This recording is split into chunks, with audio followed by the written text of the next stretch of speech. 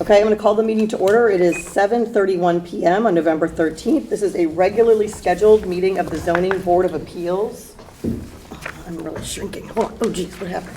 Hold on. Hold on 1 second. Yep. There's a spare chair if it's Oh, my necessary. gosh. Couldn't see. Okay, what are we doing? This is an unusually heavy agenda, so we're going to try and make every effort to follow in the order and keep things as tight as possible. If you can make your presentations as efficient as possible, we would appreciate that. We have two things that were continued from last time that we're going to start with. When you come up, I think you guys all know the drill, please stand up at the microphone, state your name clearly for the record. We may know who you are, but we need to hear it for the record purposes. Mr. Chairman, maybe Yes. we could open and continue the one that's postponed on Middlesex Road. So Middlesex In case Road. anybody's here for that. You got it. It's number 25. Where is that? Is it the last name, I think? Third page or fourth page? Oh, calendar number 2020. Okay, got it. So what we're going to do is open and continue calendar number 22-2024, 223 Middlesex Road. We're going to continue that until our December 18th meeting. Thank you. Look, we just got more efficient. One thing down. Okay. Let's start with calendar number 15-2024. This is the application for Scott and Mary Grundy on behalf of Amy Zabatakis for the property located at 41 Sedgwick. Hi, Amy. I need to go in school this time. Okay. We love charts. I'm Amy Zabatakis, Rucci Law Group, here on behalf of the owners of 41 Sedgwick, Scott and Mary Grundy, who are here with me this evening.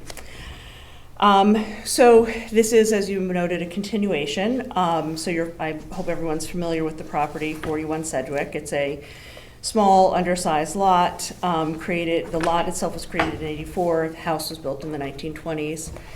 I've got the survey up on the board. I've outlined in pink the buildable area so that you can see where the buildable area is relative to the existing home and just generally the size of the small buildable area on the lot. I submitted a letter dated November 12th. I hope you all had a chance to read that. I have extra copies if anyone needs one. I tried to address some of the issues that had been raised by the board, and I'll just sort of quickly go through those in case there are any questions. The first item that you all had asked us to look into was that wall in the front of the house that's in the town property. I spoke with Darren Ostevine at Public Works, and he said yes, he would really like to see that wall removed. But as it is town property, we would need to coordinate with the town for any work in that area. So basically, he asked that we report to you all that the wall would be removed, the lawn would be regraded to meet the sidewalk, and that then he would work with us once we get to the point of being able to start doing work to sort of coordinate what would happen with the sidewalk in that area, since that would be done by Department of Public Works. Thank you. So that's, I think, all taken care of. The other item that you asked us to look into is relocating the driveway to the other side of the house. There were some photos in the November 12th letter that I submitted. I've also got one of them up on the board here. You know, the issue with that side of the property is it's currently terraced. So while the slope may technically be the same from road to the bottom of the property, it's a very different situation over there as there's not currently a slope. So a significant amount of fill would need to be brought in to raise that area up. As it would be a new driveway, we would have to comply with the current regulations. I did submit a letter from the engineer who said, and anything's possible for sure. It's possible to put a driveway on that side. I think the question is whether or not it's really practical and makes sense to disturb the ground to such a degree when there is a driveway on the other side of the house currently. It would require a special permit, so we would have to go before the Planning and Zoning Commission because we'd be regrading within 15 feet of the property line. Require stormwater retention because of the additional impervious surface and changes to the grading. So it would be much more impactful to the area, to the ground, than continuing to use the driveway that we have right now. So our position is that we prefer to stick with the one that we have. Okay.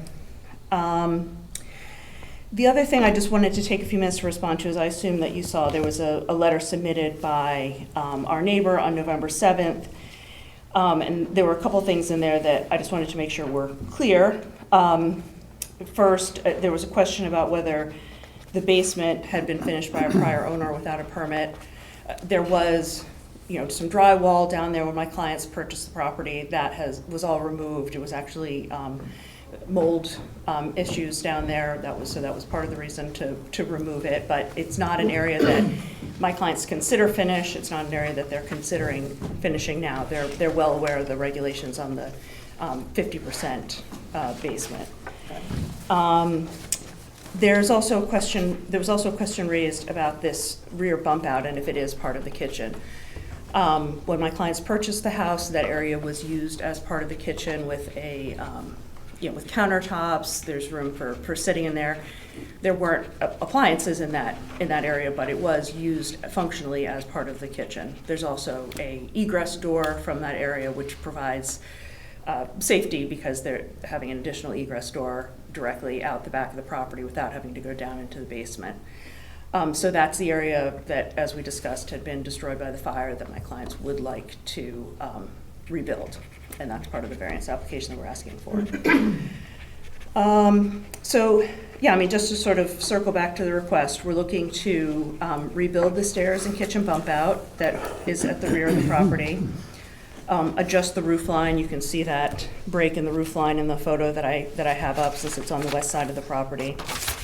And add the AC condensers in the back of the property and redo the house, which was destroyed by the fire. I should actually point out, while I discuss that I know Mr. Woodside got a chance to go inside the house. And Thank you for accommodating that, because I think I go by it and I try and think, is this even worth saving? Right. I can't really see in there, so I'm glad that Woody was able to get it. Yeah, absolutely. And, the structure itself is sound. Part of what my clients ended up sort of stuck in is because this is considered more than a 50% renovation, now they have to comply with current code. So there are some places where they will be reinforcing the structure, and that's just good for everyone. A lot of the drywall did need to get pulled out because of the smoke damage. So since those walls are open, they'll be using that opportunity to firm up, and that's all very, we tried to very explicitly lay that out in the plans that were submitted.